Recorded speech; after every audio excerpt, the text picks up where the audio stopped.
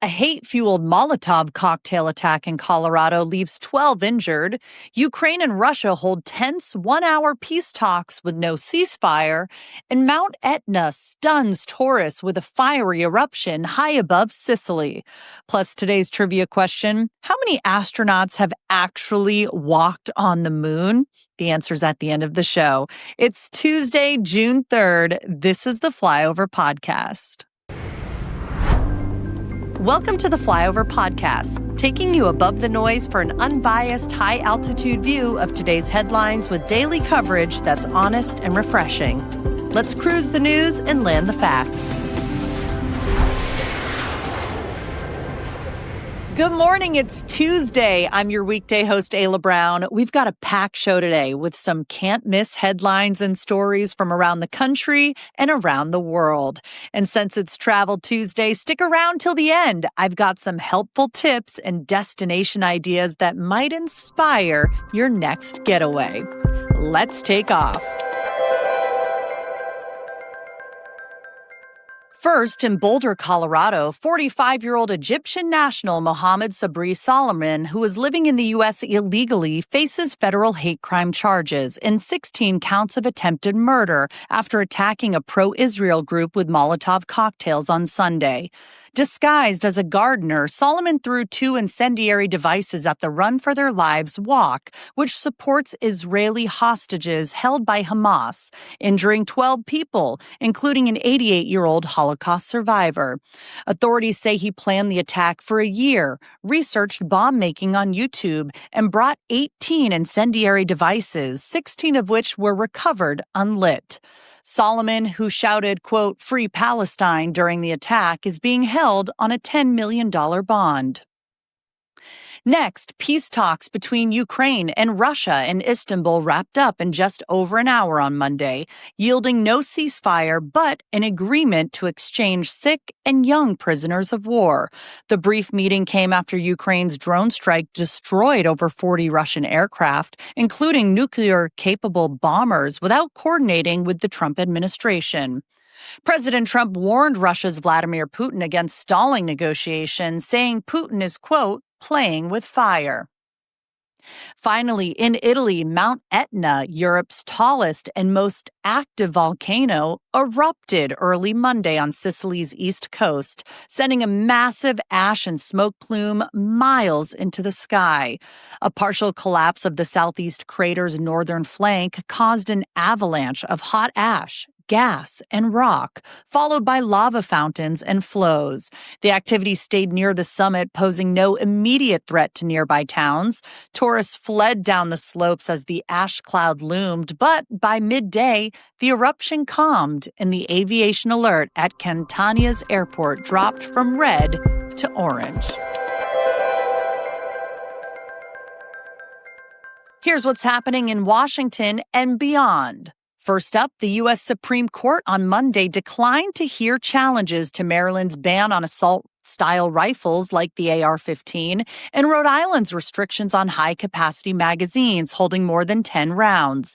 This leaves lower court rulings intact, upholding Maryland's 2013 law, passed after the Sandy Hook shooting, and Rhode Island's 2022 law. Next, rising property taxes are hitting homeowners hard as home values climb, but 15 states and Washington, D.C. are stepping in with exemptions or credits to ease the burden for older residents. These include homestead exemptions, tax freezes, or income-based relief, with states like Texas, Florida, and New York leading the way. 7 more states, including California and Illinois, are considering broader relief or even eliminating property taxes altogether. Check out today's email edition of The Flyover for a map of where these breaks are available. Next, in Illinois, lawmakers passed a $55.2 billion state budget late Saturday, introducing new taxes on sports betting, nicotine products, and businesses to fund it. The budget boosts spending on education and health, but skips addressing a $771 million shortfall for Chicago area transit systems, leaving commuters and officials frustrated. Lastly, a leaked U.S. proposal to Iran would reportedly allow limited uranium enrichment for civilian use, despite Trump administration officials publicly opposing any enrichment. The White House hasn't denied the report, which has sparked debate over whether this signals a shift in U.S. policy to avoid escalating tensions. Want more on any of these stories? You can find them by subscribing to The Flyover. Go to jointheflyover.com to sign up today for free. We're brought to you today by David. Not a person, a protein bar. One with 28 grams of protein, 150 calories, and 0 grams of sugar. There's no gimmicks, just straight up fuel. You know, most bars on the market are basically dessert in disguise. They're loaded with sugar, packed with calories, and pretending to be healthy. But David keeps it simple with high protein, low calorie, and nothing unnecessary. If you're trying to hit your protein goals without blowing up your diet, this bar actually makes sense. No more comparing labels and doing the math in the grocery aisle, because one David bar gets the job done. Protein helps build muscle, preserve strength, and keeps bones healthy, especially as we age. So yeah, it matters. David bars come in multiple flavors, all of them worth trying. And if you buy 4 cartons, get the 5th free. I love a good deal, and I know you do too. So check it out at davidprotein.com. Once again, that's davidprotein.com, or click on the link in the description below. Coming up, why this year's Pride celebrations look a little different without big corporate sponsors, how a major upset just rocked the College World Series, and the futuristic way your AirPods might one day double as a heart monitor. Don't go anywhere. We've got some big moves and shifts to cover today in finance and business. First, Vera Therapeutics stock shot up 67% after releasing promising results from its Origin Phase 2b trial for Entacifit, a treatment for IgA nephropathy. Vera plans to submit a biologics license application to the FDA in Q4 2025, aiming for a 2026 launch. Next, in the fashion world, Jonathan Anderson, a designer from Northern Ireland, has been named creative director of both menswear and womenswear at Dior, a first for the iconic French fashion house owned by LVMH. His first Dior menswear collection is set for June 27th, 2025 in Paris, and he's now overseeing haute couture as well. In entertainment, Disney announced several hundred job cuts across its global film, TV, and finance divisions. The layoffs are part of a restructuring to adapt to the rise of streaming and ongoing challenges in Hollywood's traditional business models. The company is navigating a tough industry landscape, with streaming trends reshaping how content is produced and distributed. Lastly, Pride Month in 2025 is seeing a shift as Target, Meta, and MasterCard have pulled sponsorships amid growing anti-DEI pressure. Organizers are leaning into grassroots funding, focusing on community-driven support, and moving away from corporate rainbow washing. This reflects a broader push for authenticity in how Pride events are funded and celebrated. Here's how the stock market did yesterday. Stocks moved higher across the board. The Nasdaq led the way with a solid gain of nearly 0.7%, while the S&P 500 rose 0.4%, and the Dow inched up just about 0.08%. Bitcoin slipped slightly, down 0.7%, trading just under 105,000. But the real standout was gold, which surged more than 3.5% to over $3,400 an ounce, its biggest one-day jump in weeks. We got a packed sports section today, from golf history to college baseball upsets and more. First, Scottie Scheffler made waves at the Memorial Tournament, taking home the title on Sunday and joining Tiger Woods as the only players to ever win it back-to-back. He finished at 10 under par, earning $4 million and 700 FedEx Cup points. Switching gears to college baseball, Vanderbilt had a rough weekend. The Commodores, a #1 seed in the College World Series, well, they got knocked out by Wright State before reaching the regional final. That's the first time a top seed has fallen that early since 1999. Tough break for Vandy, who were expected to go deep in the tournament. In track and field, a transgender athlete won 2 girls' events at California's high school championships this weekend. The victories have reignited discussions about the state's gender policies in high school sports, with opinions flying on all sides. We also have sad news from the sports media world. John Brenkus, who co-created and hosted ESPN's Sports Science, passed away on Sunday at the age of 54. His show broke down the physics and mechanics of sports in a way that hooked fans for years. Finally, in motorsport, Kyle Kirkwood led an All-American podium sweep at the Detroit Grand Prix on Sunday. It's his second IndyCar win of 2025, and he's looking strong this season. By the way, if you were wondering, you can catch all of the box office scores for all of your favorite sports by going to today's email edition of the Flyover.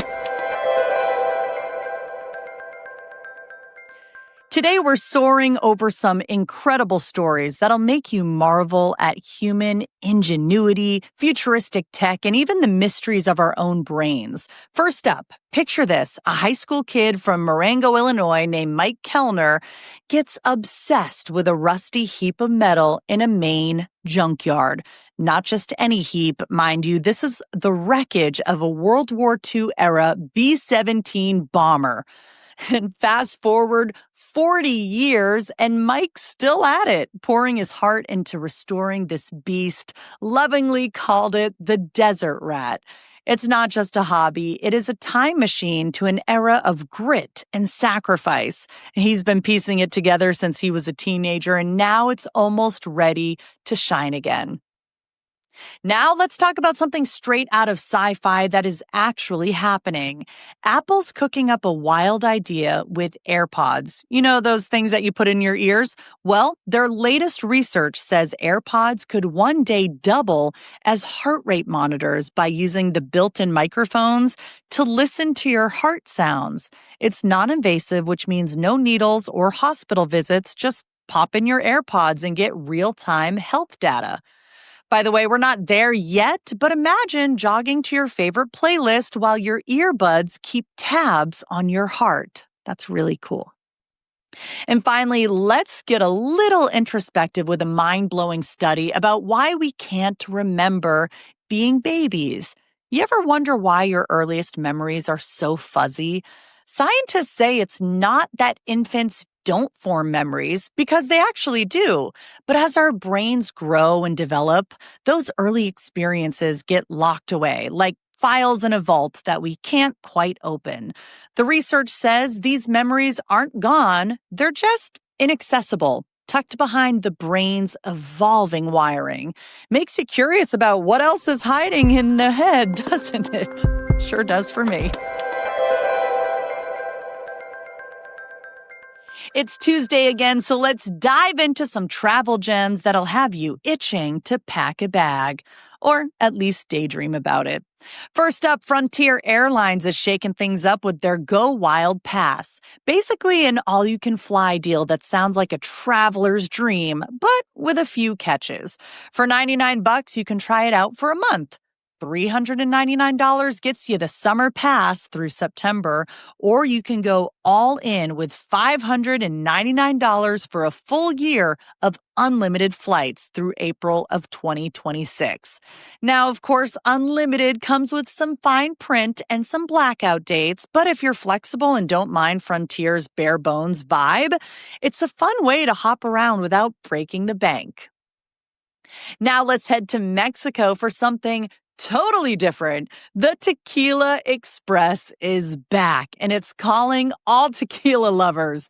This iconic train out of Guadalajara is running full steam this summer after a 9-year hiatus.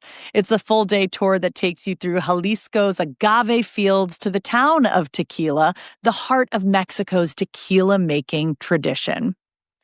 Finally, let's jet over to Switzerland, where something wild is happening in the tiny alpine village of Moulins. They've just unveiled Tor Alva, the world's tallest 3D printed tower, standing nearly 100 feet tall. The tower, made of stark white, curvy concrete, looks kind of like something out of a sci-fi movie. It's open for tours, and they're hosting art shows and performances to draw visitors. So about those three, what's got you excited? The freedom of unlimited flights, a tequila-fueled train ride, or a futuristic tower in the mountains? Leave a comment wherever you are listening and watching. Coming up, an Uber Eats driver spills the tea and maybe your fries on what really happens to your food before it arrives. It's concerning, and you're not going to want to miss it. All right, welcome to the Etc. section of the Flyover Podcast, where we toss in the wild, quirky, and just plain fascinating stories that don't quite fit anywhere else, but they're too good to skip. First up, picture this. You're driving along I-24 in Rutherford County, Tennessee on Saturday, and suddenly traffic screeches to a halt. Why? A pet zebra escaped from its new owners and decided to just take a stroll on the interstate. This striped troublemaker caused total chaos before bolting into the nearby woods, and as of now, the zebra is still out there, living its best fugitive life. No word yet on how you get a pet zebra, but if you are in Tennessee, definitely keep an eye out for that. Finally, an Uber Eats driver just confirmed what some of us have been side-eyeing for years.